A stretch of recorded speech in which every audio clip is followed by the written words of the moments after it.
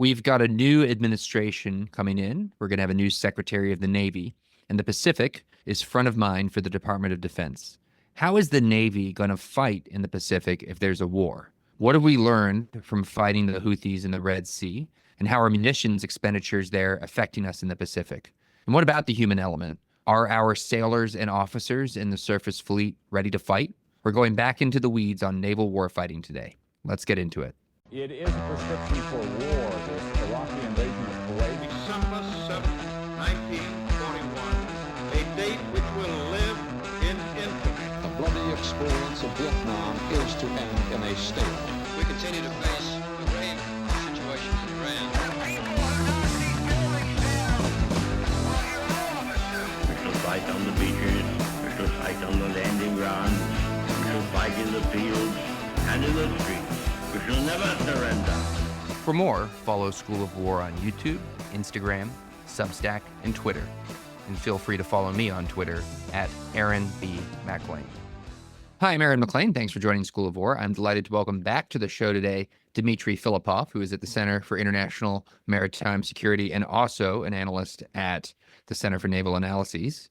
He's an expert in something called distributed maritime operations.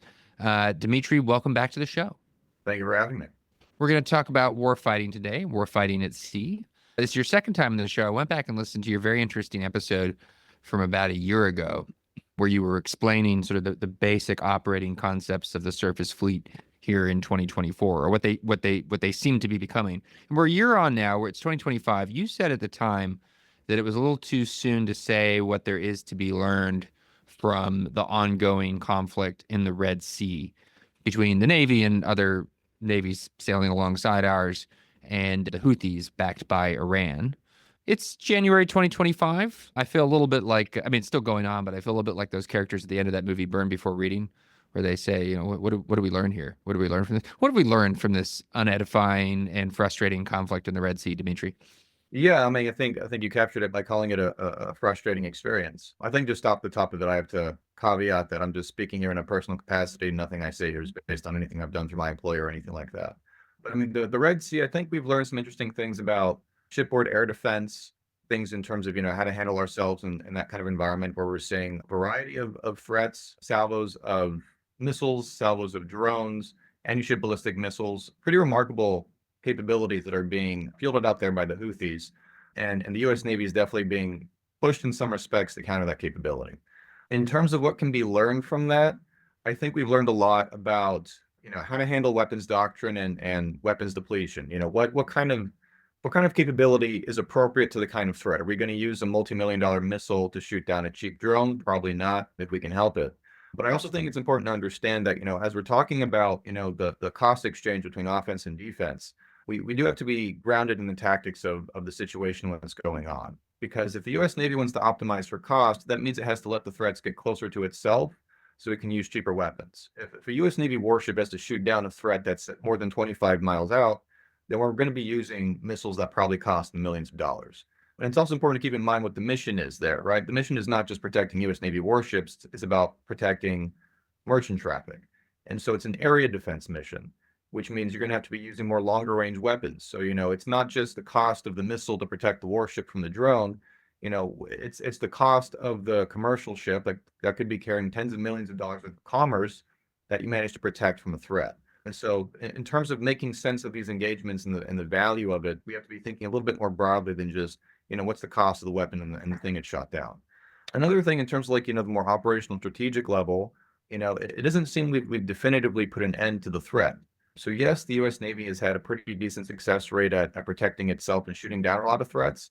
But the ultimate measure of success is, are the commercial companies feeling comfortable enough with the operational situation there that things will return back to normal in terms of their operations and the maritime traffic? And the answer is no. We're still seeing a depression there in terms of ships who are willing to go around the entire continent of Africa rather than have a more efficient transit through the Red Sea. And so the question is, you know, how can we definitively put an end to the Houthi capability? You know, by shooting down these missiles and so on, are we just treating the symptoms of the threat? You know, what is the root cause here? And also, you know, I think the Navy is taking a lot of pride in the first deployment that it had, where you know, the Dwight Eisenhower Strike Group was on the scene dealing with these threats. But there's a longer-term question of how much longer do we really want to be doing this? How much longer do we want to have carrier strike groups bottled up in the Red Sea, almost, perhaps mowing the grass on the Houthi threat when those assets may be put to better use against China, for example. And so there's a longer-term question of how sustainable is this? And also the recent shoot down incident with the friendly fire incident in the Red Sea, Yeah. that is a remarkable development. I think it's too soon to say definitively what happened. There's, of course, going to be investigations and so on. But it is the kind of issue that, of course, many things have to go wrong for that kind of thing to happen. And so when you're talking about, area defense lessons, and missile defense lessons from the Red Sea, you cannot exclude this extreme event of shooting down one of our own planes. Well, can we linger on that for a second? I mean, there's a lot in what you just said, and there's a few different ways in which I want to follow up. But just lingering with this shoot down, because I want to get you to say, why is it so remarkable? I mean, I can offer my non-naval expert layman's instinct, which is that for as high tech and sophisticated and data driven our processes are, and they're dangerous. I mean, if their missile hits your ship, you're in real trouble. But for as low tech, relatively speaking, as the Houthis are, a mistake like this seems to me to have to be, at some level human. Tell me what you think based on what you know. I mean, there's obviously an argument in Washington or a line of thinking in Washington that's skeptical of the surface Navy's warfighting ability, if only because it's been since 1945 that the surface Navy has really faced a peer threat. What does this incident actually tell us?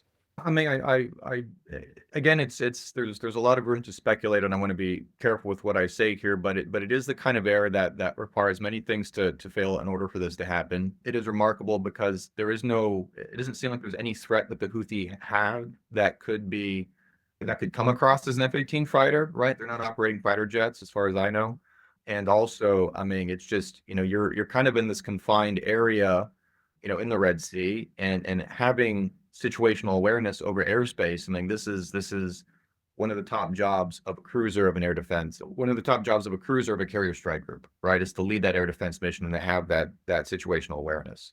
And so, I think it's really important to ask when we are seeing something like this. And the Navy is saying we are learning a lot from these engagements and we're sharpening our edge. It's always important to ask the question of how much could we have learned? How much of this exact same lessons could we have learned without having our people get shot at in the first place, right? Could we have learned these exact same lessons and exercises and simulations and war games? Are there ways you could have learned these things without having to put our people into a combat situation? And so we always have to, wonder, how much of these lessons are genuinely proactive evolution versus how much of this is corrective action, right? How much of this is us finding that things are not working out as well as we thought they would in this kind of situation? And obviously shooting down friendly aircraft is something that falls into the realm of corrective action. And this specific type of friendly fire incident is interesting to me because I put out work on DMO and talking about what this could look like. And, I imagine that in the next high-end war at sea, having a close air defense relationship between aircraft and warships is going to be extremely important for everyone's survivability, mainly because aircraft can see missiles in spaces that warships cannot, because, one of the deadliest things to a warship is the horizon limitation, and they can't detect sea-skimming missiles that are flying below that limitation most of the time. And so you need aircraft to have a close relationship with warships so they can work together to deal with those threats. But, if the aviators feel that there's a good chance that they may get shot down by a friendly warship, and of course are trying to protect that warship from missiles, that of course is going to reduce operational effectiveness. And so again, I think it'll be very interesting to see what comes of this investigation and what lessons we get out of it. You made the point, or rather you raised the question of, what is it we're actually doing here in the Red Sea? We don't seem to have solved the threat. How long do we want the Navy to be bottled up here? I think those are all very reasonable questions. Again, I can kind of offer my own view, which is I don't blame really the Navy for the deeper problems here. I think the mistakes in this conflict are really strategic in nature. They're not failures of operating concepts. There's a decision made at the highest levels, I assume by the president himself, to essentially play defense. And the Navy is out there playing defense. And there are different ways in which you could think about going after the Houthis, whether it's going after regime targets, their command and control capabilities, whether there's counter value strikes like the Israelis have been doing. I mean, there's a series of recipes that you could cook that would start to impose real costs on the Houthis. And then, there's an Iran part to that conversation as well. And the decision's just been taken not to really do any of that at any kind of significant scale or with any kind of significant ferocity, such that we are where we are. And so I am curious, the Navy is then in this situation where it's kind of forced into these dilemmas. And I'm not trying to defend everything with the Navy. I agree with you completely. I think the F-18 thing is very concerning. But they are forced into these dilemmas with, well, okay, what kind of weapon system do we want to use here? I mean, if you get it wrong in the end, you potentially have grievous damage to a capital ship. So like maybe we are going to fire $1 million missile. I get it. I mean, I see the dilemmas, and I don't want to sit here necessarily and armchair quarterback every weapons release decision in these defense scenarios. That said, we are running through a lot of stuff, right, Dmitry? Best as you can tell, like, how badly has this depleted our magazines? How serious are we at refilling them? How serious is the Navy? How serious is industry? Like, speak to that part of the problem. Yeah, I mean, I think it's important to understand that weapons depletion is one of your biggest enemies in naval warfare. You can tear through a magazine of a warship very quickly, even though your average U.S. Navy destroyer packs more than 100 missiles. You can go through that remarkably fast.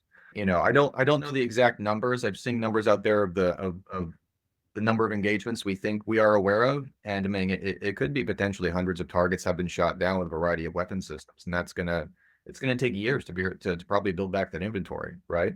And we don't really have that many of these weapons to go around. I mean, it's a chronic problem that we have especially understood in the wake of the Ukraine war, that we have chronically shortchanged weapons accounts and the magazines that we have.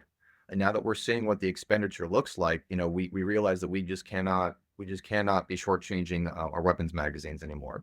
And so, that is a strategic limiting factor. It's not just something that concerns the person on the scene or the fleet commander. It's something we have to ask ourselves strategically. Am I comfortable spending air defense missiles shooting down Houthi drones at the expense of potentially losing the potential expense of not using those weapons to shoot down Chinese anti-ship missiles in the Taiwan scenario? Right, that's a very real trade-off. And people keep talking about, we have to get ready for war in 2027 with China, and the weapons inventories are not going to change that much in the next 2 years. And so if we shoot a missile today, there's a good chance it's not going to be replaced in 2 years. And so we need to be thinking more strategically about the implications of weapons depletion.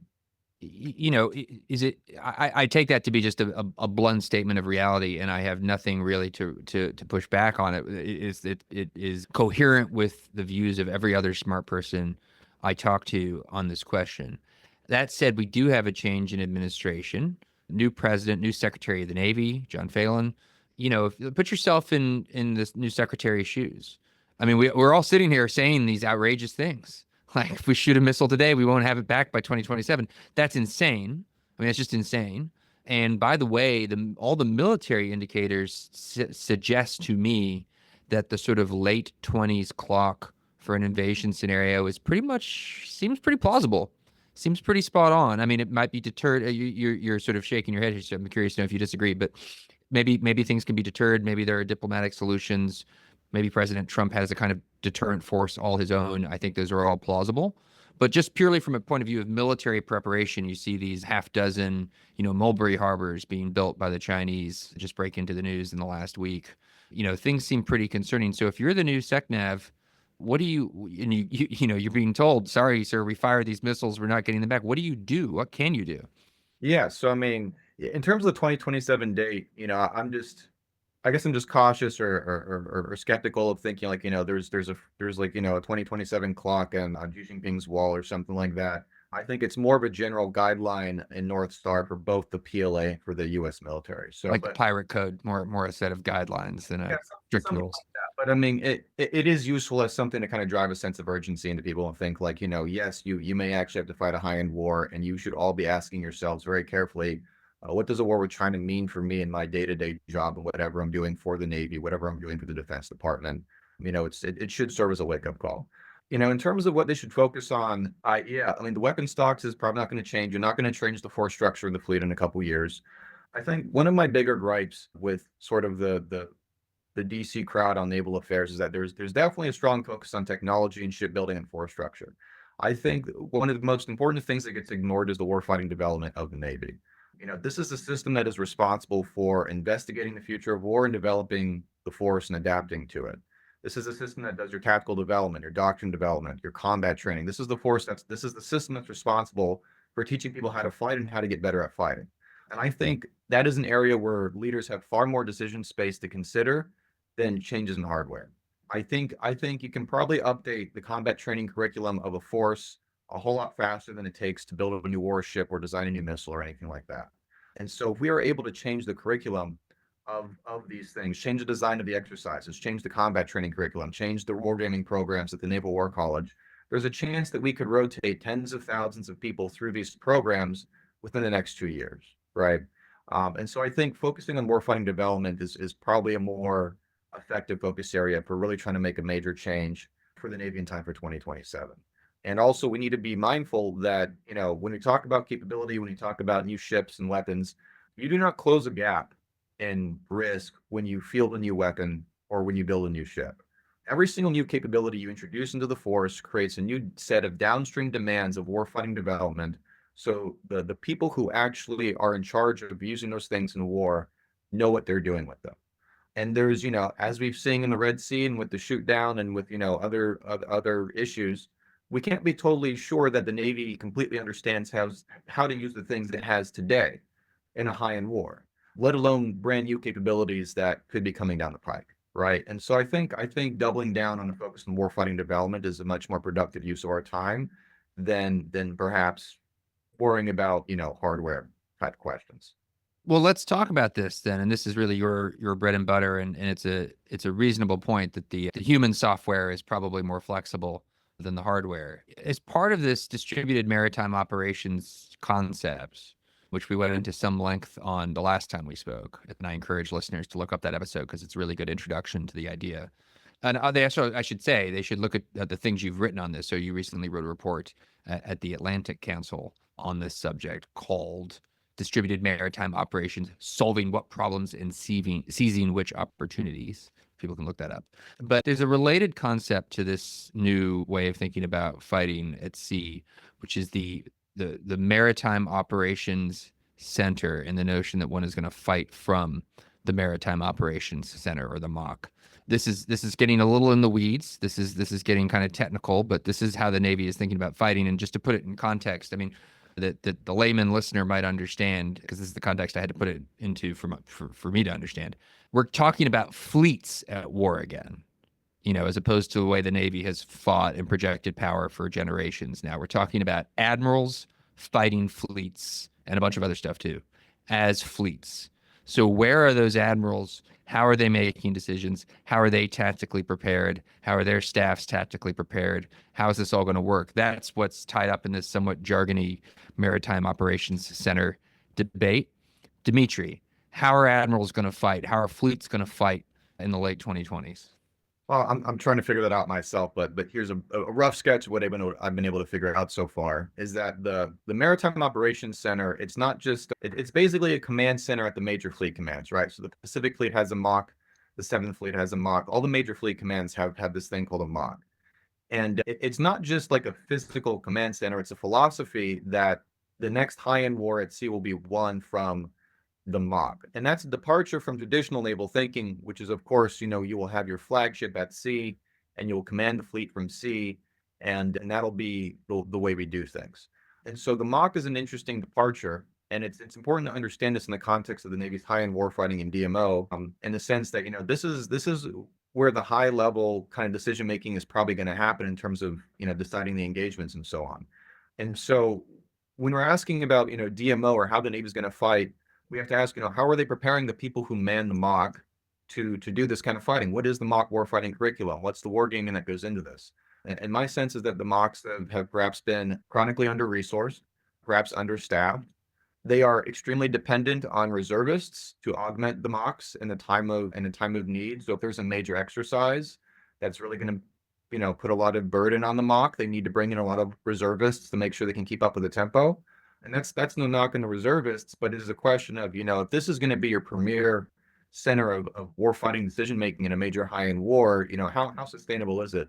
And so that's the curious question. And also, as you might be able to tell, the mock is a very concentrated kind of construct, right? So we may have a bit of a contradiction here, where we're talking about fleets. We're talking about having spread out, warships and fleets across the theater, but the command structure is very concentrated by comparison, and that can be a liability, right? So, if the ability of a distributed fleet to be able to continue the fight is it hinges on the ability of a mock to stay in the fight, is that a single point of failure? What is the backup plan?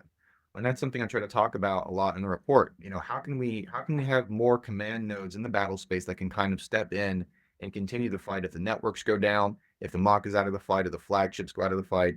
This kind of thinking is something that I think it's far more well developed in the U.S. Army, because they have seen what has happened in Ukraine, where Ukraine has ruthlessly targeted the command posts of Russian forces, and the U.S. Army has taken that lesson and made an emphasis of distributing command posts at the National Training Center when people go in for their exercises. Because if you show up to this exercise and you have a concentrated command post, there's a chance you're going to be losing pretty quickly.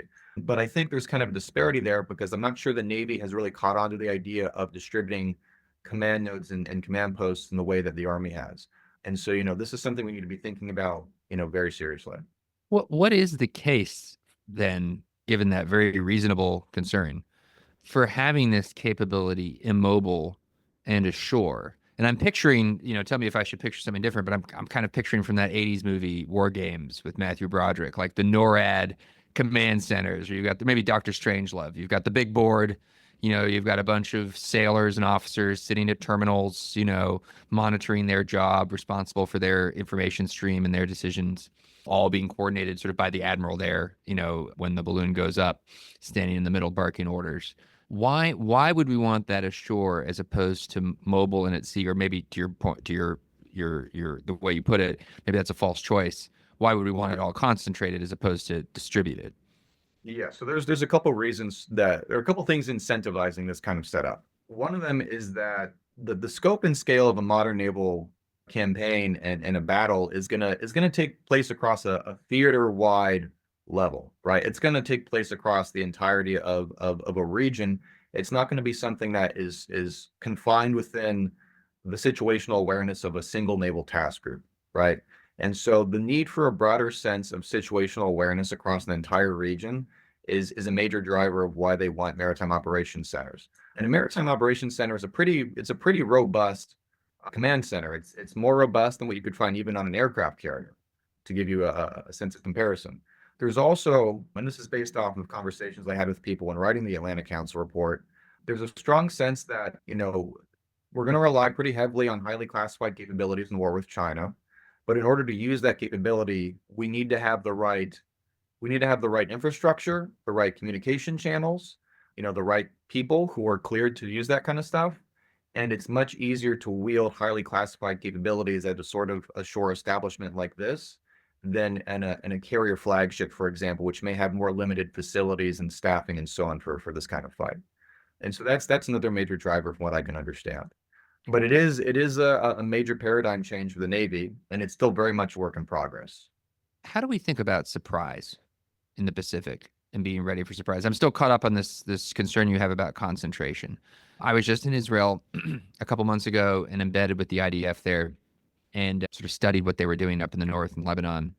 And I was struck by just how successful their deception and decapitation campaign in September and October were. And I did this long episode and wrote this piece to the effect of, I'm worried that in the Pacific, that we're Hezbollah and the Chinese are the Israelis. And we shouldn't be quite so confident that in 2025, the defense is sort of the stronger form of warfare anymore. There seem to be opportunities for the offense to put real points on the board really quickly if you can generate an atmosphere of ambiguity and leverage intelligence overmatch and precision. I mean, if you can do those things, you can win pretty quickly, as the Israelis showed, or at the very least make a lot of progress really quickly before you culminate. If I'm the Chinese and there's this mock in Hawaii or whatever, or a series of mocks in different places, but I mean, how can you hide these things? Like, you're going to know where they are. That's obviously at the top of my list for problems to deal with. Now, okay, so maybe that's beyond my A2AD bubble in the area where I'm most comfortable, but these are priority targets. Pearl Harbor was beyond the normal operating areas of the Imperial Japanese Fleet in 1941, but they made it work. how do you think about surprise? How do you think about the first hours or days of a war scenario in the Pacific, and how do these concepts intersect with like the very violent, very iterative reality that those hours will present? Yeah, I mean that's a really important question to be asking because naval warfare is a form of warfare where it's extremely catastrophic destruction very quickly, and a type of warfare where the offense has the advantage, right? If a carrier strike group falls prey to a Chinese missile salvo, that's about 7,000 lives and $20 billion worth of capability that's lost in just a couple minutes, right? Those equivalent numbers will get you about a couple thousand tanks, but there is no plausible combat scenario where you lose a couple thousand tanks in a couple minutes, right? So naval warfare is an absolutely brutal form of conflict, and you cannot afford to skimp out on your defenses and your situational awareness. And so the way this plays out, especially with China, I mean, China has perhaps the most fierce arsenal of anti-ship weaponry than compared to any country in the world. And so the question for the U.S. Navy is how do I penetrate and survive within that A2AD envelope? And that's why the Navy's thinking about distribution. That's a key driver of distribution, in the sense that China's naval firepower is so overwhelming or so potent that we don't want to test that capability against concentrated naval formations, right? The point of distributing is that it helps set up the fleet for better deception, better survivability. And so the source of survivability in a distributed fleet is not the raw concentrated firepower of the ships, it's counter-targeting. We're trying to interfere with the targeting and the decision-making and the sensing that sets up the strikes, rather than waiting till the end of the kill chain and hoping that the naval defenses of a concentrated formation can hold their own against those strikes. And so that's why, in the Atlantic Council report, I chose to focus that piece on decision advantage. How can we deceive and have deception to frustrate their decision making, and how can we reinforce our own decision making through better command and control? And having those relationships and being able to affect the fog of war and situational awareness of the adversary through deception in those opening hours, it's going to be absolutely fundamental to survivability. Yeah, I guess my concern is, I mean, that all makes a lot of sense, and I get the appeal of the concept, and as a sort of paradigm, everything you said just now makes sense. I'm just thinking about the human realities of the first few hours and the possibility that there will be genuine surprise. Maybe not like cold start genuine surprise, because it'd be pretty hard to pull that off if you're the Chinese, but at least enough ambiguity in Chinese behavior that we won't actually know when H hour is, and we won't be fully deployed in our capabilities. And add to that, by the way, which if you want to go back and look at World War II, this is a huge factor, December 41, really through a lot of 1942. It's just the peacetime fat of the United States Navy. Now accumulated effectively in the surface community, you could argue, for 80 years. It just takes time sometimes for a fighting force to become really a fighting force and to do away with what's not essential. And if I understand, I'm not an expert in Chinese doctrine, but if I understand the experts in Chinese doctrine, the Chinese prioritize surprise. What I think I've learned in the last couple of years at looking at these questions is that the defensive form of war in 2025 does have a lot of advantages. So if you're going to move, if you're going to be on offense, it means surprise really is essential. Striking the first blow is essential. If you give a lot of warning and attack into the teeth of your DMO concept, fully deployed, all ready, all sensors up, everyone's kind of hovering at the edge of the Chinese weapons envelope, well, that's tough.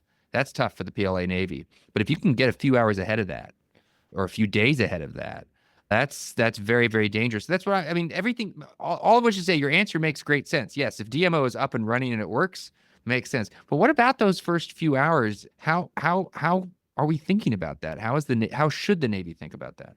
Yeah, it's a tough question. I definitely agree that the Chinese seem to have a doctrinal emphasis on surprise. I don't know if the U.S. Navy has a similar emphasis on deception to mitigate that. Is deception sort of a household tactical doctrine throughout the fleet? I'm not so sure about that. And I also think you're when you address surprise in a larger sense, I think it's definitely going to happen. In the sense that we haven't fought another fleet in a great power war since World War II. Capability has changed so much since then, and our ability to truly know how all of that's going to actually come together, it's very hard to know for sure. So there's going to be a lot of surprises in that realm as well.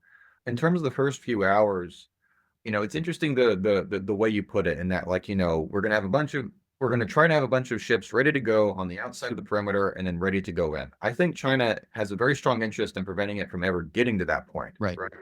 And I get the sense that in Chinese doctrine, they put priority on targeting your critical enablers, right? Your logistics, your networks, those kinds of things. Those also happen to be the kind of things that the U.S. Navy has a chronic issue of not wanting to impose friction on in their exercises. Like, it's really a massive muscle movement to say, well, we're gonna cut off GPS and make a carrier strike group fight without GPS, or we're gonna really hamper your logistics in a variety of ways. Like, that's just something that a lot of people unfortunately just don't want to think about. How do I force myself to fight without these critical enablers?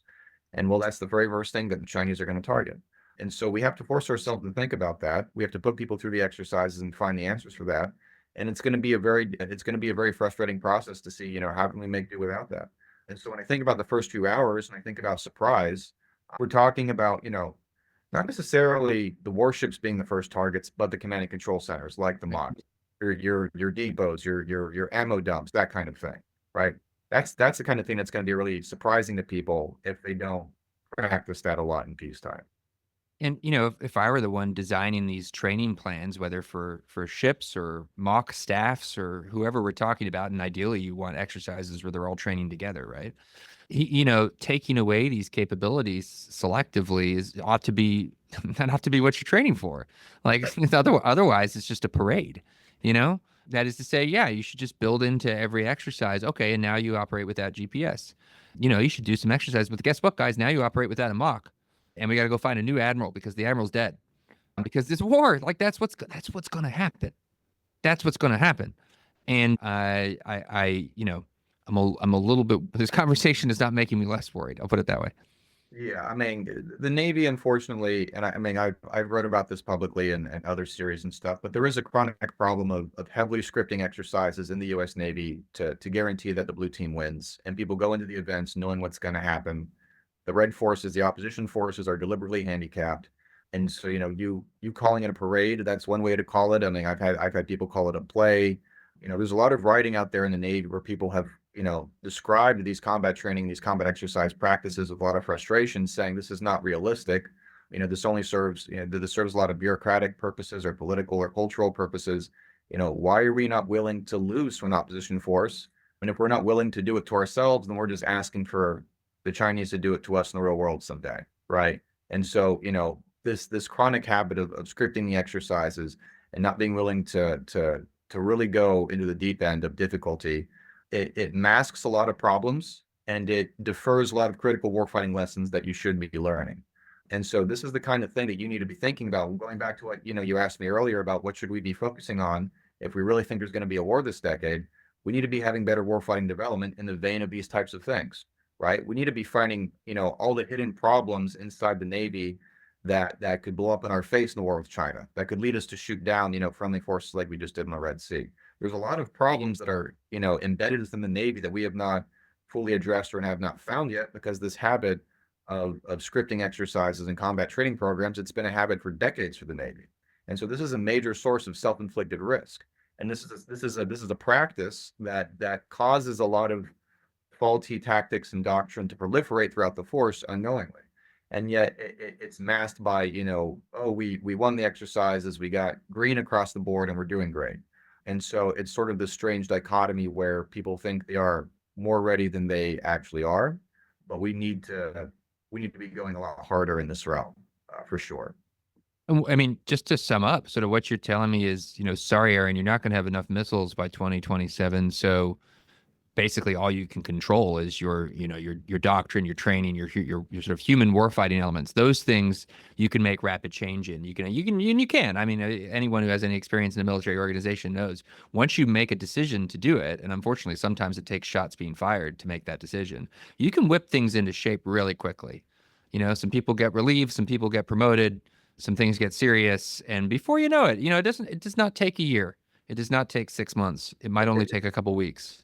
not. And the thing that frustrates me is that, like, oh, we're being shot at in the Red Sea, and now we have a sense of urgency about maybe learning and tweaking some things. It's just like, well, our if we did combat exercises that were more unscripted and had more credible opposition forces, we could have experiences in the Navy where we said, we just had a carrier go down in this exercise off the West Coast, and 5,000 sailors just died a simulated death. That deserves to be a massive wake-up call in its own right, right? We don't need to send people into harm's way to have that. But the system is not set up in such a way to generate these self-imposed wake-up calls through these heavily, these scripted events. And it's a symptom of what you're talking about in terms of, like, we haven't had to fight a pure adversary in 80 years. We haven't really thought about it, especially since the end of the Cold War. We optimized so heavily for fighting insurgents in the Middle East, right? And so we have this confluence of factors coming together that's sort of it's impacting the Navy's ability to really get ready for a high-end conflict. And it contrasts sharply with the Chinese. I mean, I've tried to read everything I could find in the open source about Chinese combat training, and they're extremely hard on themselves. They're not afraid of losing to their opposition forces. They have third-party assessment mechanisms. They have very robust scenarios that they put their people through. I mean, when you see when you see what a Chinese surface fleet combat exercise looks like, it's truly something incredible. And so, it's strange that we have this Navy that serves an authoritarian government that is not as afraid to fail publicly in these combat exercises, and yet we have the U.S. Navy of a democratic country where, for some reason, the cultural incentives have a hard time accepting failure as a proper source of learning. And so, it's honestly worth looking at what the Chinese Navy is doing, because I frankly think the U.S. Navy could be learning a lot from them on how to do this better. If I were the new Secretary of the Navy or the CNO or, someone in a position of authority here, what I would demand are large scale exercises, fleet level exercises, theater level exercises, however you want to define it, where the red team is going to be commanded by my most promising up and coming admiral, junior admiral, the guy who we all think is going to be CNO in a few years. And I would tell them I'm going to weight the exercise slightly in red team's favor. I'm going to thumb the scales for red team. And if you lose, you're relieved. Go have fun. Go win. Yeah. Because Yeah. I agree with you completely. You have to have these experiences of facing an enemy that has advantages, that has a step on you, and learn what it's going to take to actually survive and win in those circumstances in a realistic fashion, realistic training. I mean, this is not complicated. I mean, in principle, in execution, it's devilishly complicated, but in principle, it's very simple. I think it is in principle very simple, right? It's like if you're a warfighting organization, if you're a military, and your sole purpose is to be able to manage the chaos of war, then this is the kind of stuff that you have to be doing, right? And it's almost completely the opposite of that, to do tightly scripted exercises where there is no element of surprise, right? How much have we talked about surprise today? There's no surprise in the scripted event necessarily. And so it kind of goes against a lot of what you think these organizations would be doing. In terms of your concept of having those larger fleet exercises, I definitely agree. I don't know if we should necessarily fire people if they lose, although that is something the U.S. Navy did in the lead up to World War II, where people got fired. But people should feel like their career, that the career incentives are tightly connected to their tactical warfighting skill, right? When people are up for promotion, how does the tactical warfighting skill of someone come up in that, right?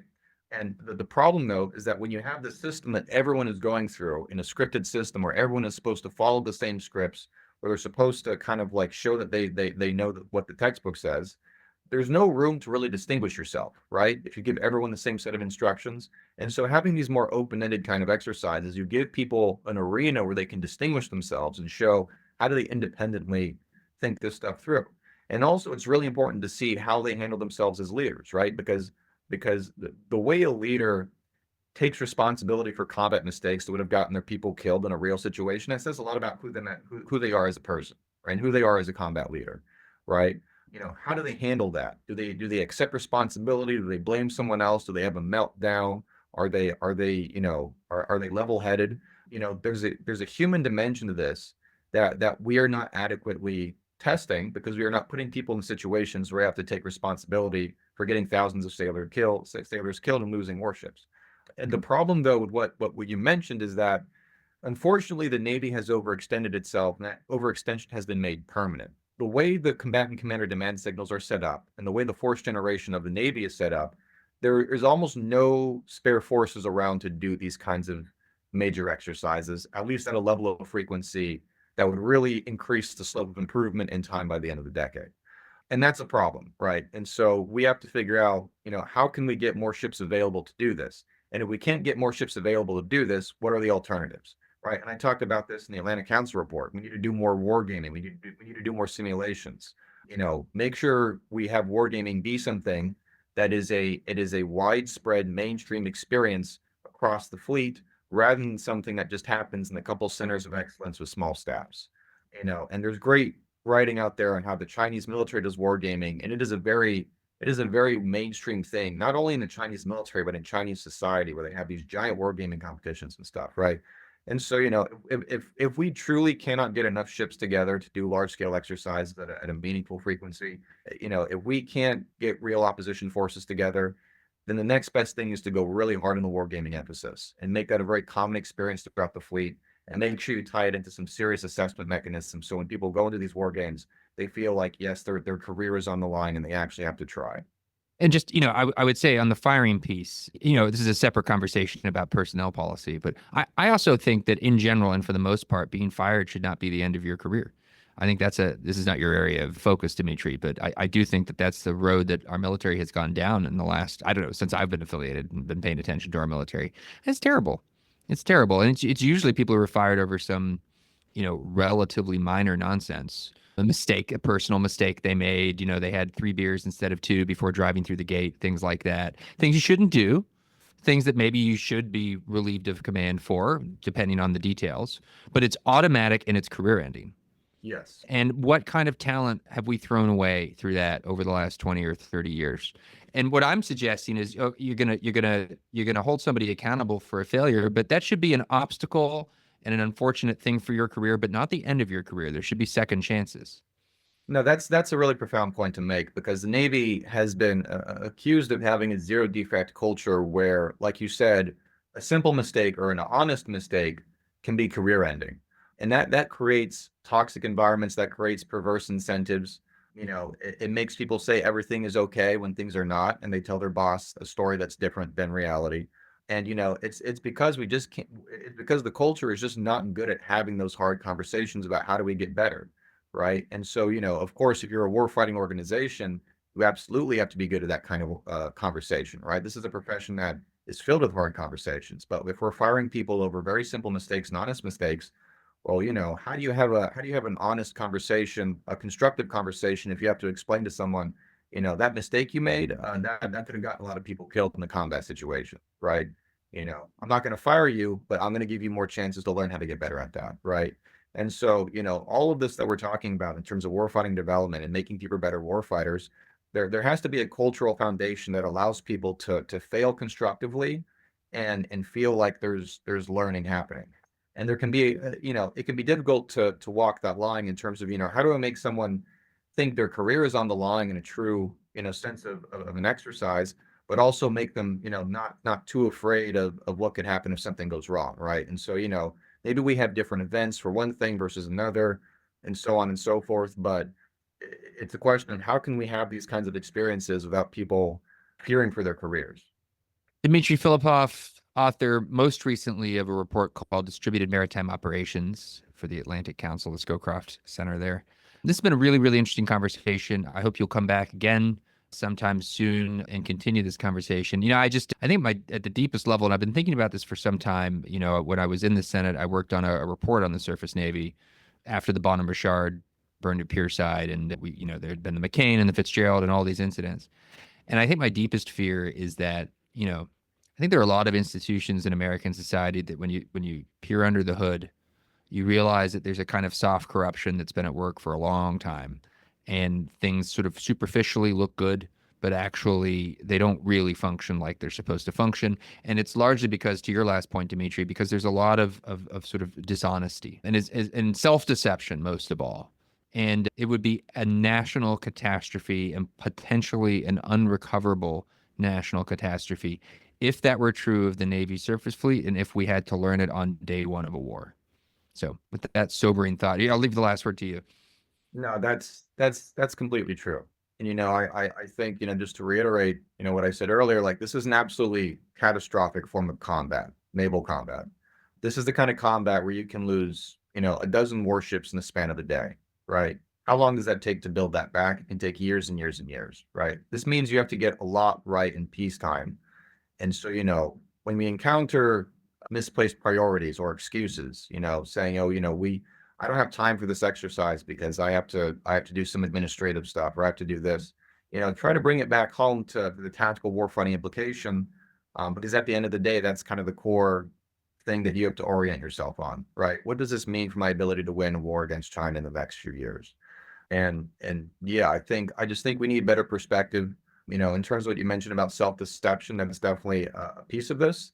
Another problem is that when it comes to the state of decay and the atrophy, it's existed for so long that there are people who genuinely don't know what right looks like. This was a theme of the 2017 reports that came out after those fatal collisions. Normalization of deviation was the term that was used. And they applied that theme of deviation across so many other functions of the Navy when it came to ship handling and maintenance and all other kinds of things. That theme also applies to the warfighting development of the Navy and knowing how to fight. And so, we should be clear-eyed about the challenge here, and we should be prepared. We should be prepared to face some pretty uncomfortable truths as we get ready for the next high-end war at sea.